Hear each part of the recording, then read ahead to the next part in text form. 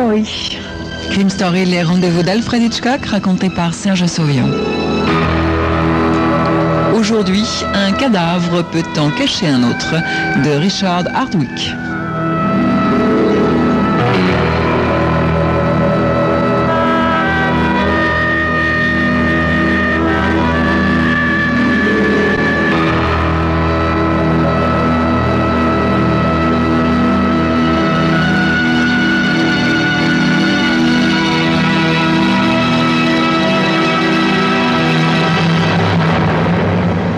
Une longue expérience m'a appris à ne pas trop me réjouir quand je mords la première bouchée d'un sandwich.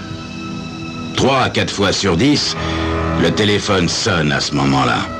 Et c'est jamais une erreur ou une fille qui me propose de passer la nuit avec elle. En revanche, c'est toujours suffisamment grave pour m'énerver au point de m'ôter l'appétit. Ouais, comme vous l'avez deviné, je suis shérif. Et je passe même pour un bon shérif. Cette fois, j'en suis à la 2e bouchée de mon sandwich préféré, jambon beurre, quand le téléphone s'y met. « Décroche, Jerry !»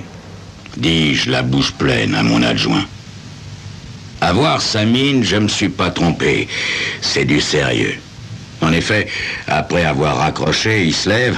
« Un cadavre au chantier de Main Street, Dan. » Un accident? Oh, à moins qu'un type ait glissé et soit empalé sur un couteau, je pense pas. Et voilà. Je vous l'avais dit, hein? Quand nous arrivons au chantier, une foule est amassée à l'avant d'un bulldozer orange. Oh, faut pas être grand clair pour deviner où se trouve l'objet de notre visite. Jerry et moi écartons les badauds avec l'humeur de ceux qui vont avoir la chance de contempler un cadavre. Celui-ci est en complet veston, chemise et cravate, couché sur le flanc, un couteau entre les omoplates. Sous une épaisse toison de cheveux roux et frisés, sa figure a été broyée, en tout état de cause par le bulldozer. Je m'accroupis près de lui et je constate qu'il ne porte pas un complet. Non, la veste et le pantalon ne sont pas assortis. En évitant de regarder sa figure méconnaissable, je me mets à le fouiller. Rien. J'écarte à tout hasard un pan de sa veste et c'est ainsi que je remarque une étiquette brodée d'un nom. Harry Abernathy. Harry Abernathy? S'exclame Jerry en regardant le visage écrabouillé. Il est de retour? Apparemment, il aurait mieux fait de rester où il était. Ouais, que je réponds. Ouais, ça nous aurait évité d'aller annoncer à Maud Abernathy qu'elle est veuve. Laissant le corps au légiste, nous partons pour Abernathy Hall, la vieille demeure coloniale des Abernathy. Quand je dis vieille demeure, c'est au sens propre du terme, car elle n'a certainement plus été repeinte depuis la guerre de sécession. Pas de sonnette, mais un heurtoir en cuivre, en forme de serpent. Plutôt lugubre, dit Jerry qui s'apprête à heurter le battant pour la 4e fois. La porte s'ouvre lentement et je reconnais Caleb McGregor, le frère à moitié infirme de Maud Abernathy. « Qu'est-ce que vous voulez ?» demande-t-il dans l'entrebâillement en s'appuyant sur une canne d'ébène. « On voudrait parler à Maud, Caleb, c'est important. »« Fais-les entrer !» crie une voix de femme autoritaire. Caleb s'efface et nous pénétrons dans un vestibule qui n'a sans doute plus été aéré depuis l'arrivée du Mayflower. Maud Abernathy est là, qui nous observe, raide et imposante. « Shérif, comme vos plaisir ?»« Votre mari, Madame Abernathy. » Malgré l'obscurité, je la vois pâlir. « On a retrouvé un corps dans le chantier de Main Street, Madame Abernathy. J'ai tout lieu de croire qu'il s'agit de lui. » Tout lieu? Que voulez-vous dire, shérif? Bien, son visage a été broyé, madame, mais le reste correspond. Les cheveux roux, la taille, la doublure de sa veste portait une étiquette à son nom. Elle pâlit de plus en plus. Ça n'est pas le seul Abernathy du coin, shérif, et la plupart sont roux. Qu'est-ce qui se passe? fait une voix derrière elle. « Rien, tante Fanny, je vous expliquerai, répond Maud. Quelqu'un tousse derrière moi. Je me retourne vers un type énorme qui nous regarde avec curiosité. « Furman Snave, dit Maud, notre homme a tout faire. » Vu sa carrure, je le crois effectivement capable de tout faire. « Shérif, il est mort de quoi ?» reprend Maud. « Un coup de couteau dans le dos, madame. Je n'ai effectivement pas la certitude qu'il s'agit de Harry, mais j'ai cru bon de vous prévenir. » Nous prenons congé, n'ayant plus aucune raison de nous attarder dans ce caveau de famille. À peine ai-je regagné mon bureau que le téléphone sonne. C'est Michael O'Flaherty, le légiste. Dites-moi, shérif, qu'est-ce que c'est que cette plaisanterie? Le type de Main Street est bien mort, mais ça, pas de doute. Mais l'ennui, c'est qu'il est mort et embaumé. Comment dites-vous, docteur? Je dis embaumé. Un triste plaisantin s'est amusé à poignarder un cadavre embaumé. Voilà ce que je dis. Je remercie le toubib et je raccroche. Il y a un an, Harry Abernathy quitte sa femme sans un mot d'explication et disparaît dans la nature. Une fugue, comme il y en a des dizaines, surtout quand on connaît Maud Abernathy. Entre-temps, il meurt et réapparaît sous forme de cadavre embaumé, le visage écrabouillé, un poignard dans le dos. Étrange quand même, non? À moins que le cadavre ne soit pas le sien. J'en suis là dans mes réflexions quand j'entends quelqu'un tout sauter discrètement. Je dresse la tête. Une jeune fille blonde et plutôt jolie se tient sur le pas de la porte. Hein? Vous désirez? J'ai appris qu'on avait retrouvé oncle Harry, shérif. Enfin, du moins ce qu'il en reste. Je la regarde, perplexe. J'ignorais qu'Harry avait une nièce. Enfin, ce n'est pas mon oncle, c'est mon beau-père. Ah, vous êtes la fille de Maud? Oui, je m'appelle Jane Pendleton. Maman m'a eu de son premier mariage. Ah, ben Jane, j'ignorais que votre mère ait été mariée précédemment. Oh, maman n'en est pas à son seul mariage, shérif.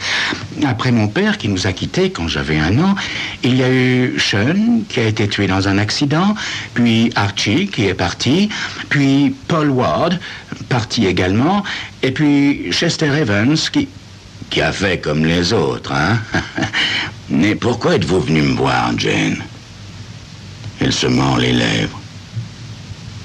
Voilà, je suis venu vous dire qu'à mon avis, le corps que vous avez trouvé à Main Street n'est pas le sien. Je la regarde longuement en hochant la tête. Eh bien, l'enquête nous l'apprendra, Jane, mais c'est gentil d'être venue. Elle me sourit une dernière fois et quitte le commissariat. Moi aussi, je commence à me poser des questions.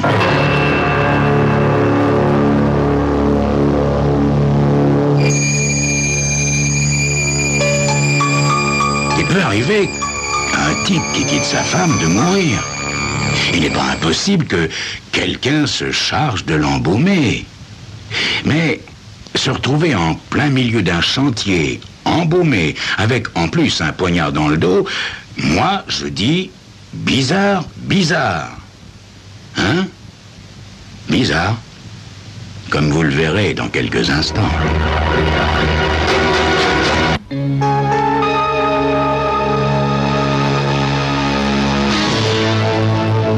Jane Pendleton, la belle-fille de Harry Abernathy, n'a fait qu'aviver mes soupçons en me disant qu'il n'y avait aucune raison d'assassiner une crème d'homme comme Harry.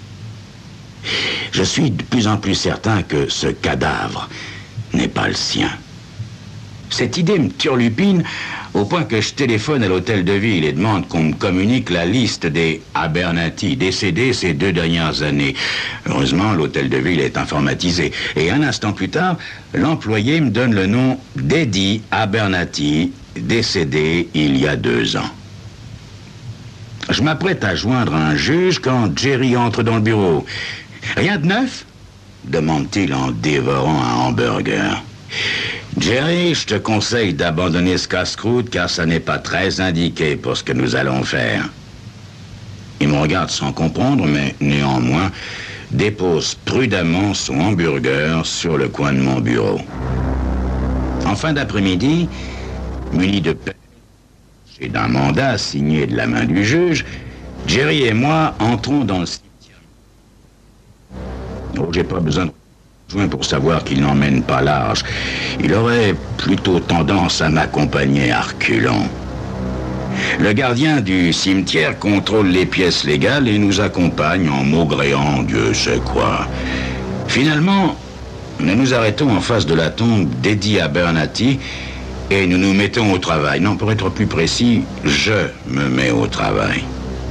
Eddie se contente de remuer un peu de terre en suant à grosses gouttes. Quand le cercueil est mis à nu, je défais les attaches et je soulève le couvercle. Vide, comme je m'y attendais. Alors c'est Eddie Abernathy et non pas Harry qui serait à la morgue. Fait Jerry en reprenant des couleurs. Ouais, petit gars, j'ai tout lieu de le croire. Mais enfin, il portait la veste de Harry. Ouais, exact. Alors, soit c'est Harry lui-même qui a fait le coup, soit quelqu'un qui a volé, emprunté un veston de Harry. En un mot comme en 100, on fait tout pour que nous le croyions mort. Pourquoi? Ça, mon petit gars, c'est la question à 1000 balles. M'est avis que si nous allions fureter discrètement du côté de la propriété familiale, nous ne perdrions pas notre temps. Il fait noir comme dans un tunnel lorsque Jerry et moi cachons la voiture hors de vue de la route et nous frayons un chemin à travers les taillis jusqu'à un endroit où nous avons une bonne vue de la maison. Vers 9 heures, les lumières s'éteignent l'une après l'autre et la longue planque commence. Le temps est lourd, orageux. Nous nous efforçons de ne pas faire trop de bruit en écrasant les moustiques qui nous assaillent. Il doit être 1 heure du matin environ quand Jerry me serre le bras. « Dan, regarde, à l'angle est, quelqu'un a allumé. » Bah et alors? Tout le monde peut souffrir d'insomnie. Jerry me répond pas, mais je sens ses méninges travailler à toute vitesse. Ils se font silencieusement dans l'obscurité et escaladent le treillage, tandis que je prie le dieu des flics pour que le treillage ne cède pas sous son poids. Une éternité plus tard, il revient, essoufflé. « Ah, tu me croiras jamais, Dan. C'est la chambre de Caleb, l'infirme, le frère de Maude. Eh bien, je l'ai vu faire des tractions, des flexions et tous ces trucs qu'on fait dans l'armée. Ce type est aussi fort que toi et moi, parole. Il aurait pu déterrer Eddie Abernathy une main attachée dans le dos. » Un faux assassinat et un faux infirme. Je propose que nous accélérions les choses, petit gars, dis-je en me levant. Le lendemain matin, à 9 heures pile, nous frappons à la porte de la propriété Abernathy. Caleb, l'infirme, nous ouvre et nous introduit d'un pas chancelant. Fameux comédien, ce Caleb. « Je voudrais dire un mot à tout le monde, » lui dis-je. « L'identité du cadavre est maintenant certaine, légale et officielle. Il s'agit bien de Monsieur Abernathy. » Oui, en présentant les faits ainsi, je ne mens pas, vu que je ne précise pas le prénom du défunt. « Vous en êtes sûr, shérif ?» demande Maude, très pâle. « Oui, 100%, Madame Abernathy. Ceci étant, il reste pas mal de points obscurs, raison pour laquelle je vous serais reconnaissant de ne pas quitter le comté jusqu'à nouvel ordre. » Le soir, nous passons à la seconde partie de mon plan et reprenons la planque au même endroit que la veille, avec des walkie-talkies cette fois. Au milieu de la nuit, j'aperçois une silhouette quitter la maison. Elle est vêtue de clair et ne tente apparemment pas de se dissimuler. Je fais du coude à Jerry. « Jerry, file à l'arrière, je me charge de celle-ci. » En quelques enjambées, je rejoins la silhouette. « Alors, Jane, on prend le frais ?» dis-je à la fille de Maud. Elle sursaute. « Qu'est-ce que vous faites ici ?»« Eh ben, je prends le frais également, Jane. » dis-je à l'instant où mon talkie-walkie se met à crépiter. « Allô, Jerry ?» dis-je dans l'appareil. « Dan, arrive, vite, je suis près du verger. »« N'y allez pas, shérif !» s'écrie Jane. Je la laisse là et je pars au pas de course. Jane me suit. Il y a quelqu'un à côté de Jerry. J'allume ma torche. Maud Abernathy, vêtue d'une robe de chambre. Une pelle est plantée en terre à côté d'elle. Il semble qu'elle était en train de creuser quand Jerry l'a surprise. « Oh, maman, c'était bien toi !» dit Jane. « Je voulais savoir s'il était toujours là !» dit Maud d'une voix mauvaise. « Oui, je pense qu'il est là, madame, fais-je avant de lui lire ses droits. » Au poste, Maud Abernathy reconnaît spontanément l'avoir tué ainsi que ses 3 maris précédents. « Comprenez-moi, shérif. Le premier, Oscar, m'a laissé tomber avec un bébé à élever et toute ma famille à nourrir. Le second a été tué dans un accident. Archie n'a pas tardé à me dire que ce serait lui ou ma famille. Il avait une assurance vie de 600 000 $. Je l'ai tué, tout comme j'ai tué Paul Ward, Chester Evans et Harry Abernathy. Et vous, que faisiez-vous dehors ? demande Jerry à Jane. Je savais que vous nous surveilliez. Je vous ai aperçu hier soir dans le treillage. Quand j'ai vu maman partir avec une pelle, je me suis douté de quelque chose. Je voulais attirer votre attention ailleurs. Jerry rougit comme une jeune fille et se tourne vers Caleb. À propos, Caleb, chapeau pour votre action, vos flexions et belle forme physique, hein, pour un infirme. M'étonne pas de lui, s'exclame Maud. En se faisant passer pour un infirme, il n'avait qu'à se laisser nourrir. Un beau fainéant, oui. Le lendemain matin, je convoque Fernand Snave. Il est en costume de ville, une valise à la main. Simple supposition, monsieur Snave, lui dis-je en le priant de s'asseoir. Admettons que mon frère se marie à l'autre bout du pays et qu'il disparaisse mystérieusement. Comme ça m'intrigue, je m'introduis dans sa belle famille qui ne me connaît pas, comme homme à tout faire, par exemple. Plus le temps passe et plus j'ai des soupçons. Alors je me dis que ce serait peut-être intéressant de mettre des professionnels sur le coup. Voyez ce que je veux dire ? Des flics, par exemple. Il me regarde sans rien dire. Je continue. Pour les faire se remuer un peu, je me dis qu'il faut du spectaculaire, comme par exemple déterrer Eddie Abernathy, lui passer une vieille veste de Harry, le rendre méconnaissable et l'abandonner sur un chantier avec un couteau dans le dos. Qu'est-ce que vous en pensez ? Ça pourrait se tenir, shérif, me répond Fernand Snave. Bien sûr, monsieur Snave, vous savez que c'est un délit grave, mais vous vouliez connaître la vérité. Ce n'est qu'une simple supposition, n'est-ce pas ? Bien entendu, shérif. Ça n'est qu'une simple supposition. Oui, et ça restera toujours une simple supposition, vu que je n'ai pas de preuves. Merci, monsieur Snave. Vous pouvez vous en aller maintenant. Merci. Et adieu, shérif. À peine est-il parti que Jerry me demande « Tu crois que c'est lui qui a déterré Eddie? Alors il serait le frère de Harry ?» Oui, Jerry. Je suis sûr que c'est lui qui a déterré Eddie. Seulement, il n'est pas le frère de Harry. Il est le frère de Chester. Chester Evans, l'avant-dernier mari. Comment, mais pourquoi le frère de Chester? Dis-moi, petit gars, tu connais beaucoup de types qui s'appellent Snave, toi, hein? En revanche, des Evans, Il y en a à l'appel des Evans. Oh, mais oui, t'as raison. Sneve, c'est Evans écrit à l'envers. Ah, t'es vraiment un shérif formidable, Dan.